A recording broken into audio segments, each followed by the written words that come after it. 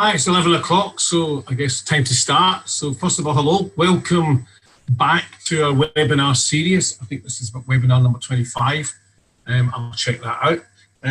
We've had podcasts the last couple of weeks while a number of us were taking a good summer break, so I hope you've had a good summer. But great to be back live with an interesting subject and some really, really good guests. First of all, as always, a big thanks to our corporate partners, CoreLogic, Carpenters, iCab and Innovation Group, without whose help this would certainly be a lot more difficult.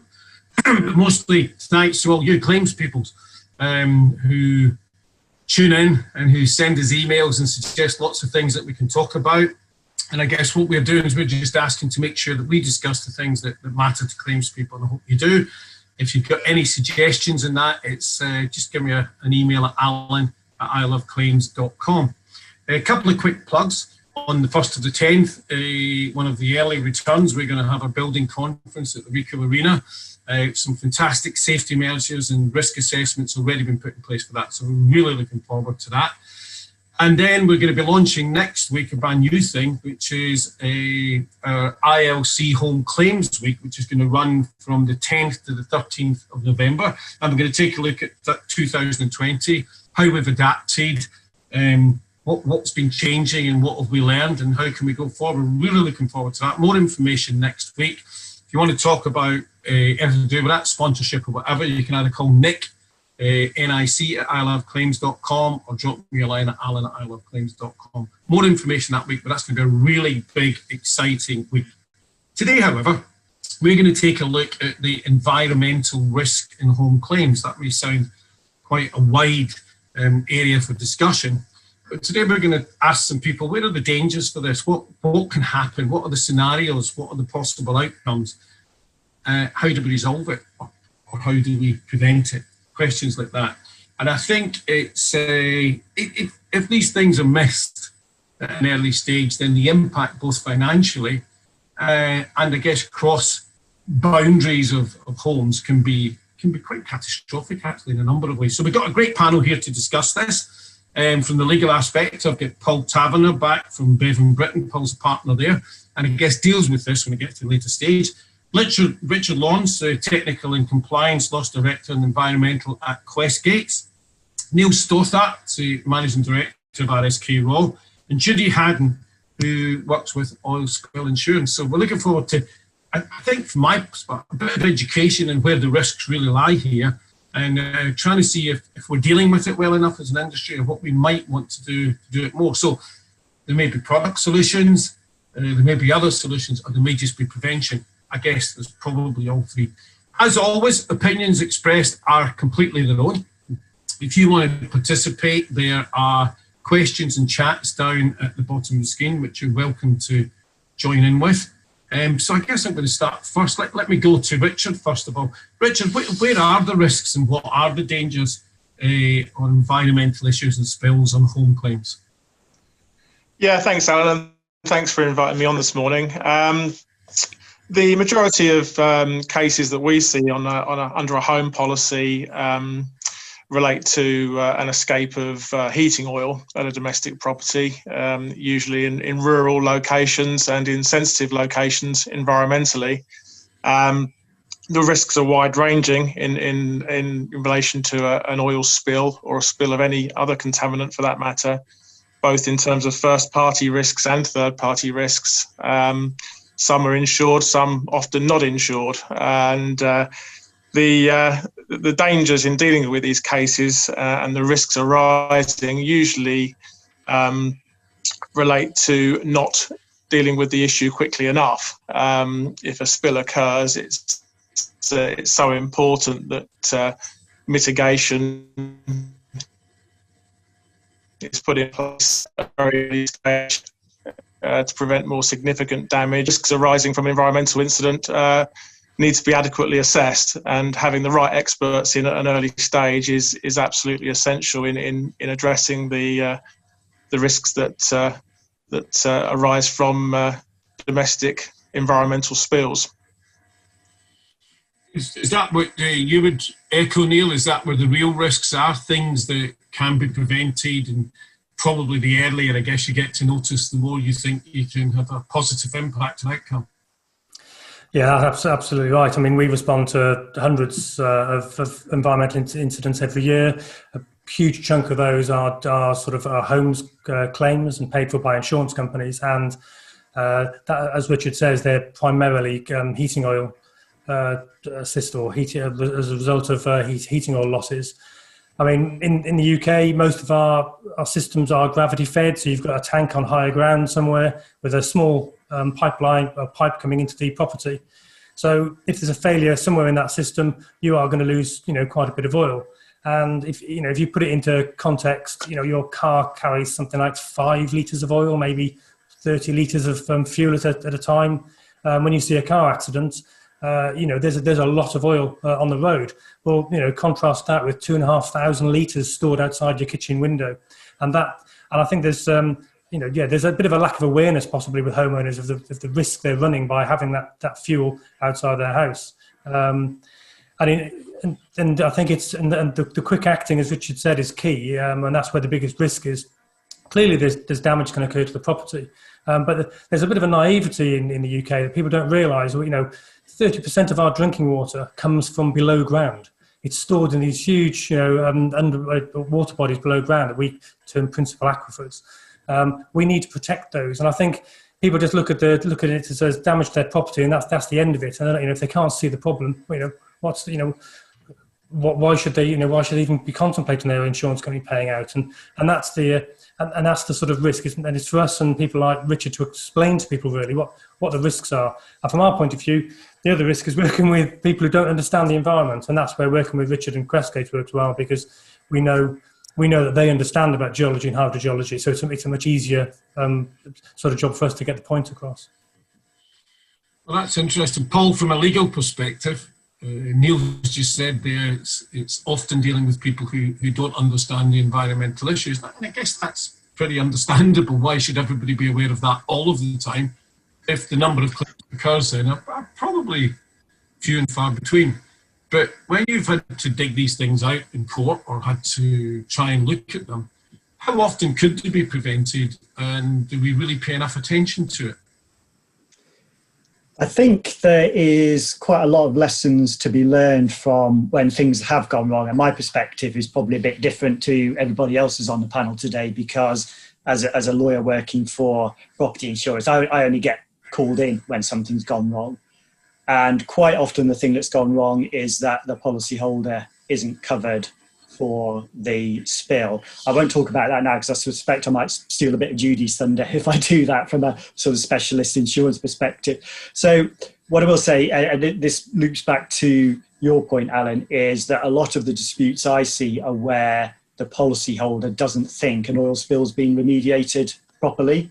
And I think the dynamic there is twofold. One, as you say, they don't necessarily understand the environmental issues. And secondly, when there is a significant oil spill, it's generally affecting to a significant degree the most valuable asset that the policyholder has. So I think it's understandable that they may want to push and say, well, look, I don't understand why, for example, the contractors or the insurers think it's acceptable to leave some oil in situ under the ground. I don't care whether vapor barriers are in place or whatever, I want it all out. And issues like that can be quite difficult. And, I tend to get involved after the remediation has finished from the insurer's perspective and the contractor's perspective. And there's not much opportunity at that stage to influence the process. And I think the biggest difficulty I find when dealing with these claims is cases where the insurer or the contractor hasn't properly documented the remediation strategy from the outset. And it's so much easier to go back and say, look, this is why these decisions were made and this is why those decisions were reasonable at the time, when that strategy is in place, underpinned by a risk assessment. Then it is just going back and trying to work through various interim reports, see what work's been done, and almost retrospectively put back together what the strategy was. So from a legal perspective, my number one message would be make sure that remediation strategy is in place and that it's updated as the remediation progresses, because that gives a much stronger platform then to argue back with the policyholder at the end of the job if they think it's not being done properly. Okay, I guess coming on to Judy now, Yes, hello everybody, and thank you very much for inviting me to be on the panel today. Obviously a subject that I'm very interested and passionate about. So, you know, lots of things that have already been picked up before. I think from our perspective, one of the most important things is trying to avoid the incident happening in the first place. And I think everybody would agree. It's a very emotional and traumatic event when it happens. If it happens in the wrong place, i.e. the geology and hydrology, means that it hits groundwater or surface water or goes through chalk, it's going to be extremely difficult and expensive to clean up. One of the things we face, I think, in this country, as Neil alluded to, is the lack of awareness from people that have oil. A tiny amount of oil, two litres, can pollute an Olympic swimming pool full of water. So that puts it into perspective. And with 2,500 litres in your tank, you know, that's a lot of damage that can happen. The other issue is, and this is something that we very much are coming across, obviously our policy is a new policy, but we're getting lots and lots of inquiries. A number of the inquiries we get, however, we're not able to help because the tanks are too old. They're not compliant with regulations. They're not looked after properly. Or they're plastic single skin tanks, which we're unable to insure.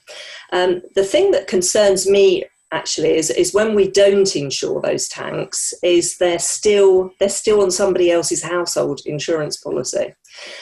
We get lots of feedback from engineers that work with us. Some risks, and people are very, very good and very mindful of their environmental responsibility and make sure that their tanks are compliant and safe. But some are just clearly not interested, and they do believe, and I'm hoping mistakenly, that if they leave their tank and don't maintain it, never inspect it, and it's not compliant, in the event of a leak, they think their household insurers are going to pick up the claim. Now, I know it's something the Environment Agency and the oil industry are all really concerned about. So I'm really interested to hear from the other panelists today as to how we can tackle that and how we can raise awareness so that we can avoid some of these events happening in the first place. Thanks, Judy. And you know, the are you maintaining things is not a peculiar incident to oil tanks, but probably even more, even greater one for people not considering. But it's very true, and that's a big risk that people have. Okay, let me go back to Richard now then. From purely the claims front at the start, how many of these claims that go wrong, before I go into the bad scenarios, come from people not having enough knowledge to flag an issue or the size of the issue at the very early stage of the claim? I think it's fair to say that we've seen a number of claims go wrong, usually when we're introduced later in the piece where things have already gone slightly south. It very much stems from a lack of understanding at the outset of an incident. The communication piece is crucial. Dealing with an environmental incident is very much based on risk, in terms of risk to receptors such as a building, human health, controlled waters. Neil mentioned earlier about the sort of chalk aquifers and the hydrology aspect to these claims. When a policyholder has a spillage of oil, for example, at the bottom of their garden, they might not appreciate the risk that presents. They might think, well, it's down the bottom of my garden. It's not affecting my property, and therefore I'll leave it where it is. Thank you very much. And they get on and replace their tank or whatever else has failed, and forget about what's contaminated in the ground. And several months later, somebody down the road or a local farm starts abstracting oil in their borehole, for example, and by that time you've got a large plume of contamination on the water table that becomes very expensive to remediate. So it is, the problems stem from not dealing with the issue quickly enough, a lack of understanding of the issues and the risks that can be presented by this type of incident. So Neil, what we're saying is then that how do we get people in the front line of claims to recognise that there may be risks and be able to take at least a little bit of advice at a very early stage? That was for you, Neil, sorry. That's right, yeah. I mean, I'm not an insurance expert, but it's almost like it's pushed way down the list of importance, the fact that they might be storing oil at their property. So I think I looked at a survey that showed that people are far more concerned about the cost of burglary than they are of an oil loss. Well, I think an average burglary cost is about £2,000. Well, an average cleanup at a domestic property is going to be 10 times that. So it's a lack of awareness of what the potential cost could be. But also, I don't think, and this actually is probably an area where Paul would better explain it than me, that it doesn't really matter whether their policy is covering them or not. It's their oil, and it's their oil in that tank, and it's meant to stay in that tank. If the oil leaves the tank, it's their problem, whether or not their policy is going to cover it or not. And I think there's some confusion there. And I think we do need, when it's possibly a job at the brokering stage. So if we all go to insure a car, we have to say how fast it is, whether someone's likely to pinch it, where we're going to store it, is it going to be, is it going to be locked up every night, all of that, because there's various risk factors that need to be taken into account, and none of that is really taken into account, or it appears to me, when you're taking out your home policy, and because of that, it's not on people's radar. So I think it needs to be on people's radar at a much earlier stage, really.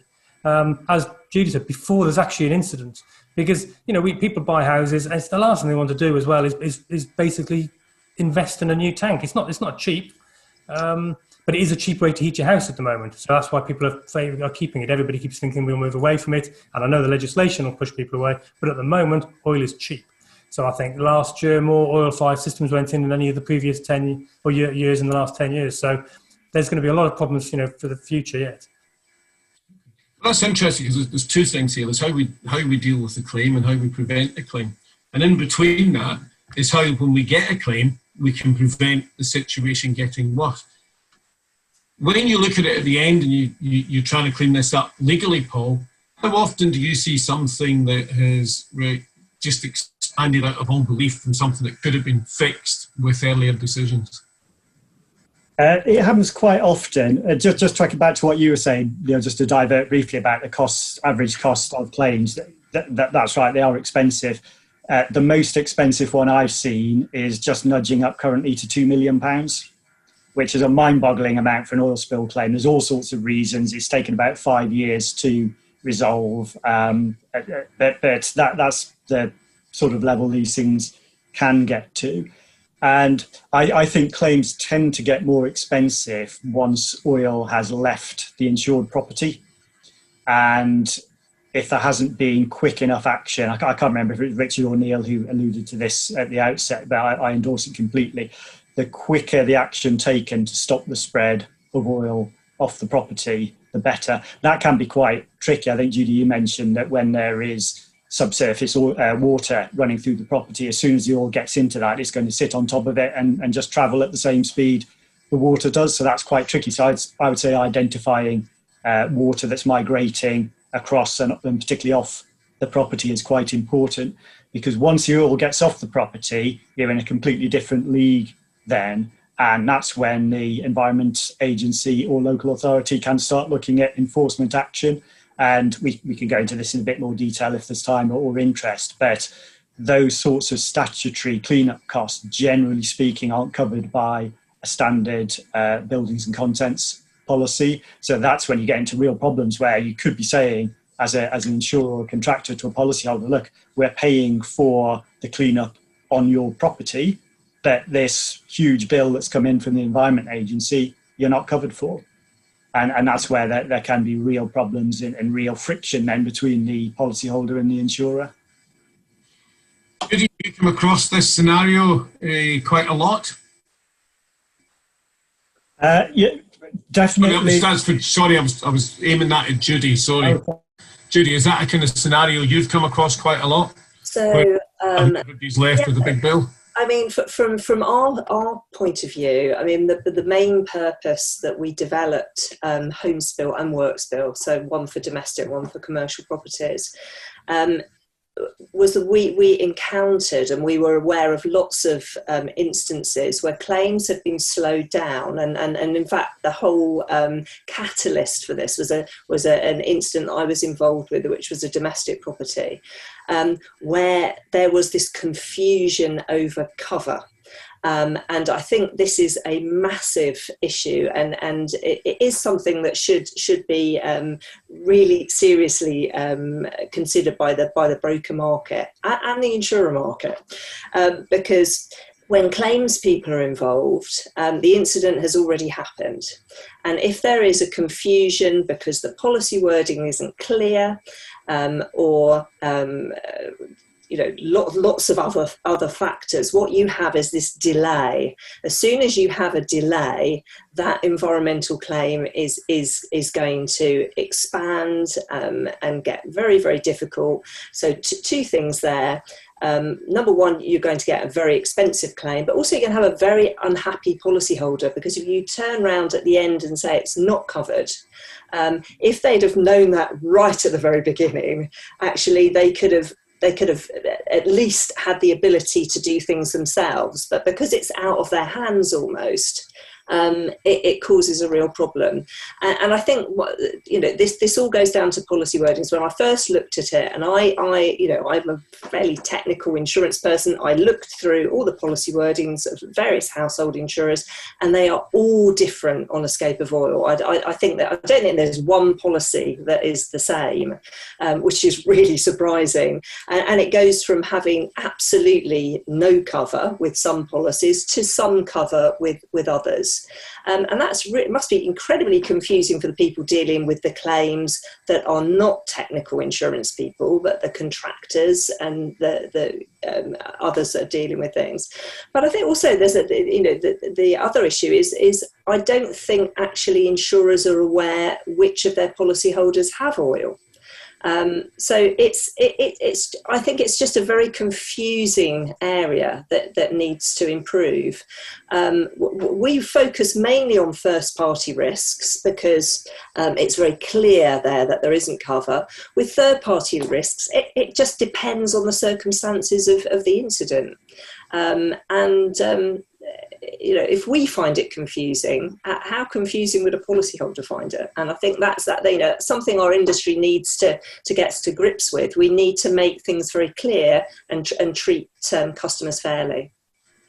I think that's very interesting, Judy, and I guess turning to you, Richard. And in reality, you and your team pop along to these claims, and I guess you can find that somebody's got an oil leak which is getting into somebody else's property, or you can go along to somebody's property and find that they've got oil in the property but they don't actually have any oil to spill to the property. How do we deal with these issues, and is there any consistency in how insurers look at them?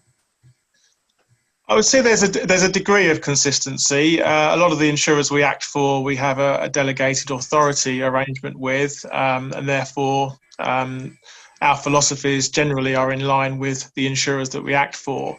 Under home claims, it's fair to say that the majority of insurers would indemnify their customer in respect of statutory liabilities arising from an escape of oil from a fixed heating installation, notwithstanding the usual arguments about the operative clause covering damages as opposed to statutory charges levied by the likes of the Environment Agency. So it really is, the key is almost day one outlining what is and isn't or unlikely to be covered under the policy. Quite often in domestic situations, the oil has immediately gone across the boundary and is affecting a neighbour. And that neighbour no doubt would want to see their own property cleaned up under the source properties insurance policy, but that's not always the case. Rylands v Fletcher doesn't often apply in respect of domestic oil spills, and therefore the usual arguments of negligence and a breach of a duty of care apply. And if it's a pretty new installation that's leaked through no fault of the property owner or occupier, then the usual situation would be that we would refer the affected neighbour to their own insurers, and that doesn't always go down well. But it really is, it's the old adage. It's very case specific, and each case treated on its own merits. But the expectations being set pretty much day one in terms of what is and isn't covered under the policy is absolutely crucial. Neil, you get there and you are in a position where you can see that a leak's taking place. You're waiting in decisions, perhaps from insurers. That spillage is getting dangerously near or already arrived at a neighbouring property. What are you obliged to do? Well, yeah, it's we struggle a bit because, of course, we know we work. We know we get paid by insurance companies. That's a simple fact. But also, we are an environmental company, so you are trying to protect the environment, and it's a difficult balance. There's no question about that. But that's where we do have to work very closely with the adjusters, and we have to sort of tailor our investigations. I mean, this is quite people don't realise quite how technical some of this work is.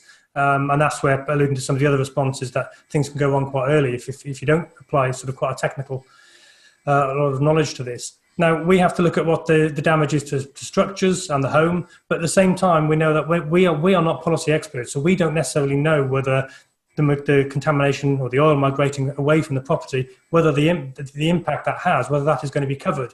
So we try and tailor our investigations in a way where we can provide the adjusters with, this is the damage of the property, and this, and basically the oil is migrating in this direction, and it's going to impact X. And then it's realistically, we look then for advice as to whether we should be dealing with the off-site problem. The difficulty is that we do have to react very quickly to find out what the problems are. I mean, for example, I was actually, before we came on this morning, I was quickly looking through old information, and there's been a number of cases where we've done an initial bit of investigation. We've then realised that probably there is a groundwater, or there's risk groundwater, and to those that don't know, once the oil goes down to a groundwater, basically to a water table, water body, it then flows just as it would do on a lake, and it will flow and it can move quite rapidly to other people's properties or other fisheries and things like this. But actually, in the meantime, while we've been waiting for approval, which is, we wouldn't be waiting very long, in that short period, we've received letters from the agency, which are basically, I was looking at this morning, saying, they consider there could be an offence, contravention of Regulation 12 and 38 of the environmental permitting regulations. Now, not only are these letters sent to us, but they're sent to the homeowner, which, puts huge fear into them, because they spoke to their insurance company, they thought it was all under control. And so we then become almost counsellors to the homeowner as well, because we have to explain, this is a formality the agency is going through because they want to make sure something is done. Someone mentioned local authorities earlier. I mean, we've had properties that have been put on the contaminated land register because the local authority thought it is the only way in which they can have some sort of influence over the works that were carried out at the property. It has a massive impact on the value of someone's property. So we have to work, we try and avoid that. So we will often work very quickly with the local authority to try and stop that happening, because it wasn't what I don't believe it's what the regulations were there for. They were for historical contamination. The use of the contaminated land register, I think, is quite incorrect in this context, and we're getting a bit technical. But yes, it's making sure that we get the information quickly back to the adjuster, and that's the environmental setting as well. Is it located within source protection zones? Are the drinking water supplies locally? Because we can't just, we've got to make sure that we put a priority on our response as well. If it's not a big problem, as you're saying, it's down the bottom of the garden, it's not going very far, we're not going to put a lot of pressure on a busy adjuster for a response. If we think it's going to enter the fishery 100 metres down the road and there's going to be a huge claim, against the property owner, then we'll put more pressure on the adjuster. We need to sort this out quickly. Okay, and that's the kind of advice. And of course, if people would come and seek that advice earlier from either the expert adjusters, like Richard or yourselves, then we can avoid it. Paul, what I'm interested in, there's maybe no consistent answer here. So I have a property. Next door's property has an oil leak. It comes onto my property. How do I resolve it? Well, that's a good question, Alan. And this is where a lot of problems arise as well, because it will all depend on what caused the leak.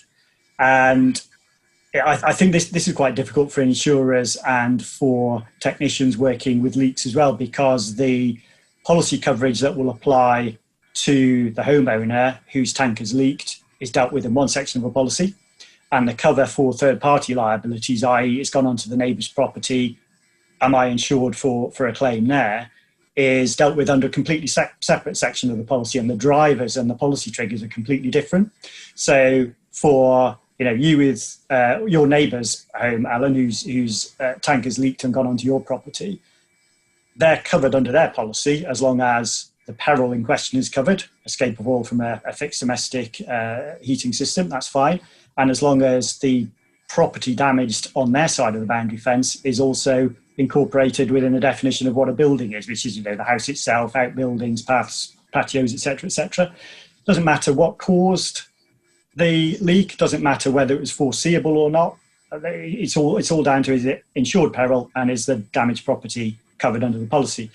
Where you try to make a claim against your neighbour, they're only covered if they're legally liable for the leak. It comes back to the point Richard made before about whether the leak is down to their negligence. Did they damage the tank or the fuel pipe themselves? Did they fail to inspect or maintain it properly? If it's a non-fault leak and the oil comes onto your property, then actually you've got no remedy against your neighbour at all, and they're not insured for any claim you make against them. So that can be quite difficult. And I think I've certainly had feedback from remediation experts where they felt really caught in the middle, where the policyholder almost feels guilty that their house is being remediated and the neighbour's isn't, and the neighbour's putting pressure on them. And the typical scenario is the neighbour isn't insured, so they've got no insurer to make a claim against themselves. And that can be quite difficult for insurers, and particularly for the contractors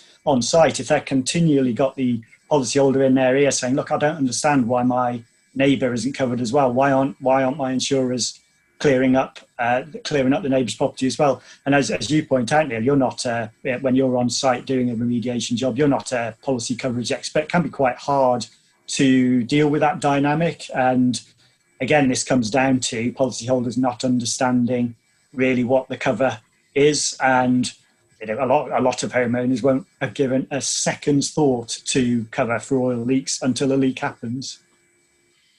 Well, Judy, I might play into your hands here, but this is very complicated because within the policyholder doesn't understand it, but there's a lot to understand in an insurance policy. And this strikes me as if, are we as an industry being open enough about what can and can't be covered? Very hard to get it, I guess. If you don't know, if you're saying that most insurers don't know somebody's got oil, is that something they should be finding out, first of all, from their own risk factor, and secondly, from a treating customers failing perspective?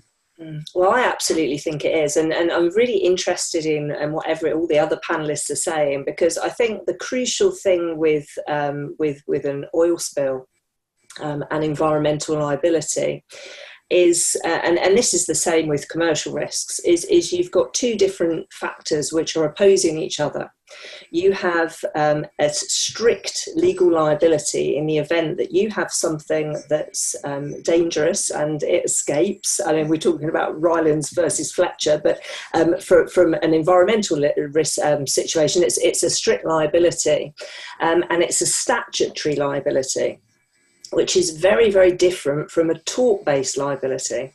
And a tort-based liability is how a household policy is structured. So a household policy liability section will respond to nuisance, negligence, etc. And that's not very helpful when you're being faced with a statutory liability. And we could talk about this for a very long time, I suspect. But I think there's I think that's a real issue, because I think that's what causes the confusion. And I think our industry is possibly confused. And environmental risks are very different. And that's why our policy is written on a statutory liability point of view. So from our point of view, if we have a tank on our program and there is an escape of oil, it doesn't matter how that escape of oil happens, we respond. So the most important thing is we respond immediately. There's a 24/7 helpline. They get that number with their policy, they ring that number, and we deal with it. Now, first of all, obviously to try and stop it, because that is the most important thing, and you don't want to have this situation, am I able, as Neil says, what am I able to stop? You've just got to stop it. And an environmental liability insurance, that, all the specialists environmental liability insurers would say that is the most important thing to happen. So that's what we do, then you start thinking about what actually has happened. Is there environmental damage? Is it just a situation of cleanup? And you can do that. But it is really important. And I think the worry that I have about treating customers fairly is if a policy is not clear, and I have read a lot of household policies, and a lot of them really aren't clear. How are Paul and Neil and Richard all supposed to deal with that situation? If you respond on one because I don't know, perhaps there's a large supporting account, it's an important client, but you don't to somebody else in exactly the same scenario, then we aren't treating customers fairly. So I think there are so many issues around this, and I think the most important thing is an education, and I think we need to make sure that policyholders are aware, but also that everybody in our industry is aware of it too. There seems to be education. I'm picking up in a number of areas. Prevention, what happens if you start to get one, how we educate the policyholder, how we educate maybe even people that are dealing with everything to do with it. However, so as we approach the end of it, I think I'd like to go around and look at possible, starting with you, Richard. Quite briefly, what do you think the possible solutions are to help avoid the messes that come out of this and try and keep customers treated very, very fairly, and keep the potential costs of the liabilities here down, as well as looking after the environment, which has a huge moral responsibility to all of us? Well, I think from the point of view of right from the underwriting stage really, and the proposal stage, if an insurer is aware or has a specific question that they ask regarding how a property is heated, and whether it is on an oil-fired installation, and then if the answer to that is yes, and that triggers almost a guidance pack, if you like, something similar to what we issue on day one to all policyholders that have had a loss, in terms of what the risks are, what risks can be presented by an escape of oil, and how and what action should be taken in the event of such an incident occurring, would be a big help. But also in terms of looking after your installation, what type of tank have you got? For example, in your garden, is it a single skin metal tank? How old is it? Has it been there since the property was built 30 or 40 years ago? If it is, then you should really be looking at replacing it. Is it a double skin tank? Has it got a bund so that if the inner tank fails, then the escaping oil is captured? So it's really it's an education piece right from the point of proposal, really, through to when we unfortunately have to get involved and mitigate the effects of an environmental incident. Because as we've all said, the implications of oil going to ground, even in a small domestic setting, it can be huge, both in terms of the financial cost, obviously, but the environmental impact, the relationship with neighbours, which we've alluded to, and and involvement of statutory regulators. As I said, most insurers that we act for will indemnify in respect of charges levied by the Environment Agency and works imposed by the Environment Agency to address environmental damage. But not all insurers do, and that is key. I think we've all mentioned the communication and education piece, but it is absolutely crucial through all stages. It is, and indeed, I think it's a good point. I mean, it's fair to point out as well, we've talked about oil, and I'm not going to ask Neil a question in this, I'll ask him the same question, but we did a podcast a few weeks ago on specialist stuff, and actually Spills went on to talk about milk spills. I think there was even a mention of beer spills, and I'm not sure how much that changes the aspect of it. Probably slightly different terms of environmental damage. Neil, is the answer here for people like you to be available on a quick call for somebody in a claims desk somewhere to say, look, I've got this, is this possible, is it not? Is it just a big education process right at the front of the claim? I mean, I agree with everything Richard said there. The problem we have as well is that we can do everything we can to stop these incidents. Unfortunately, there will be occasions when, even if we have the best systems around, there will be times when we get leaks.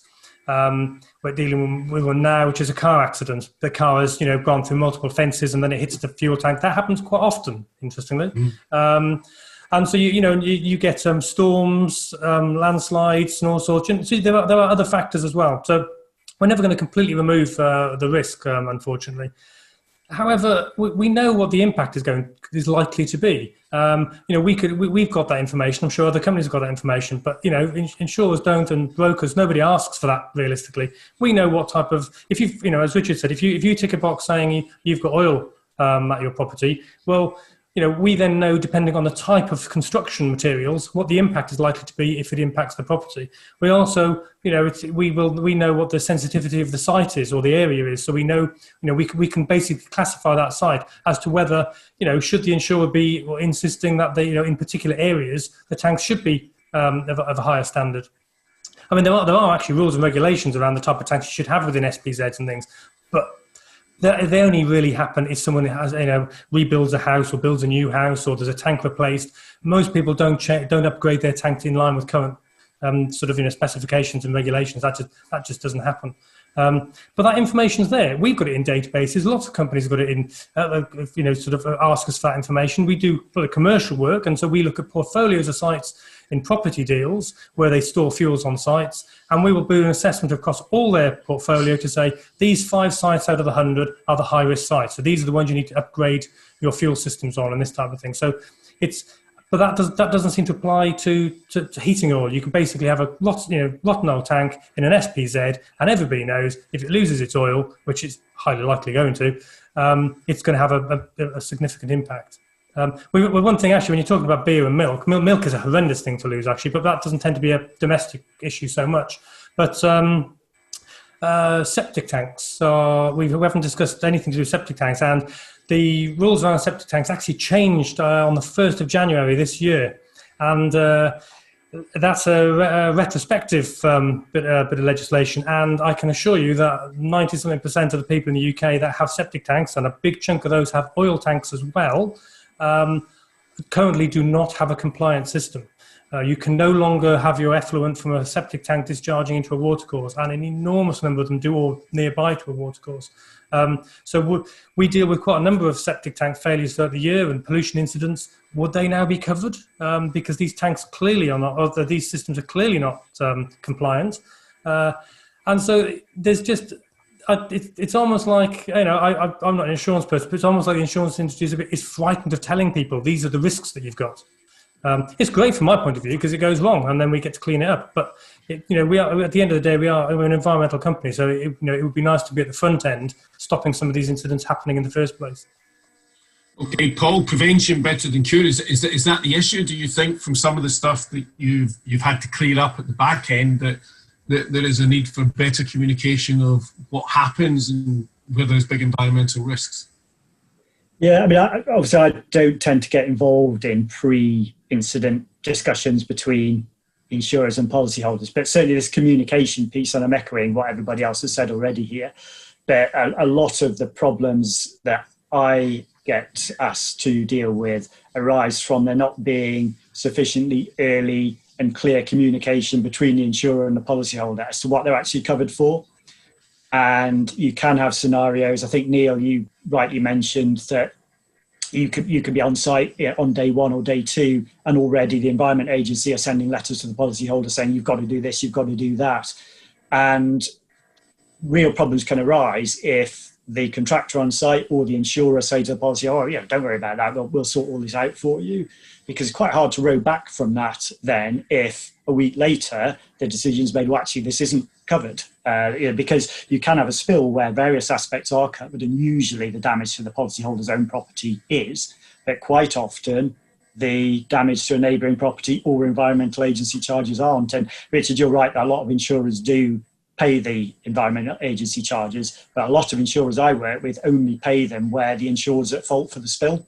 So if it's a no-fault spill, they won't pay them. So there can be a scenario where the insured's got contractors working on site dealing with the aspect of the claim that is covered, and they perhaps understandably assume everything's covered. If the neighbour claims, if the Environment Agency intervene, that they're covered for that as well. So it really is quite important for the insurer and the contractors to be singing from the same hymn sheet and to give clear, early information to the policyholder as to what they're actually covered for. Because I think you mentioned the scenario, Judy, where the Environment Agency might get involved early on and there's delay because the insurer hasn't decided what they can deal with. And even a delay of 48 hours can make a massive difference to the cost of what the Environment Agency will make a policyholder do. And the policyholder can then justifiably turn around and say, well, hang on, if I'd known you weren't going to cover me, I could have paid for myself X £1,000 to have preventative work done. I'm now faced with a bill for 5 times that because the water's left my property and is in the neighbouring watercourse. And I think that's the sort of thing Financial Ombudsman Service would look at and say, well, hang on, insurer, I don't care what the policy says. It's not fair for you to have left them out to hang out to dry like this, and you have to deal with it. So, yeah, the one takeaway from me would be making sure that there really is, as early as possible, communication with their policyholder as to what they're covered for, and more importantly, what they're not covered for. The last word, I guess, goes to Judy. Judy, just a quick one from me here would be, is this one of these lids that we should be lifting up and taking a closer look at, but the implications are quite complicated and the solutions aren't that easy? Is that what's causing a lot of the trouble here? Yeah, well, I think absolutely we need to talk about it, because I did a post on LinkedIn last week, which is environmental, the next insurance BI issue, because from my point of view, it's really important to be clear, as Paul said, with clients as to what cover they have and they don't have. And if there's confusion, then that is when it reflects badly on our industry. And I think this is an area, I think environmental generally is an area, but I think specifically because we're dealing with consumers on this, it is. Also, I think one of the massive issues are, I would suspect that the largest number of escape of oil claims are caused by tank and oil pipe failures, which are caused due to lack of maintenance and age. And there are very specifically exclusions under a household policy for that. The oil industry, the heating oil industry and the Environment Agency are both kind of scratching their head as to why as an industry we don't make sure that our policyholders look after something that's so crucial and so important to the environment. So yes, the answer is we probably could talk about this for several hours. It's well, I could. But I'm sure we will revisit it again. I think we have opened up the discussion. Hopefully it will cause more discussion. I know that a lot of experts have listened into this, and we'll probably continue it. So, Richard, Neil, Paul, Judy, thanks very much for your contribution. That was really good. If anybody has any questions that they want to ask them, they can contact them through LinkedIn, or please just send through me and I'll connect them. Alan@iloveclaims.com. Happily connect with any of the 4 experts that we've had on today.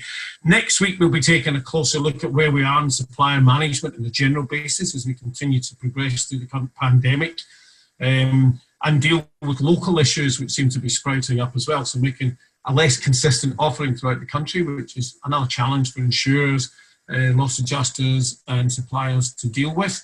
Another plug, building conference, Ricoh Arena, 1st of October. Please remember that's on. And looking forward next week to the announcement of our virtual ILC Home Claims Week, which is going to be from the 10th to the 13th of November. Contact myself, Alan at I Love Claims, or Nick Sproul at nick@iloveclaims.com. Please remember it's your opinion that counts. This is all about claims, people. So please let me know at Alan at I Love Claims what you think you would like to see discussed in any of the comments you've got. Delighted to do it. Thank you all for listening. And I'm back to saying what I say every week. COVID-19 is still out there. Please look after yourselves, your employees, your colleagues, and your families. It's very important. Thank you very much for listening. Hopefully speak to you again next week. Bye.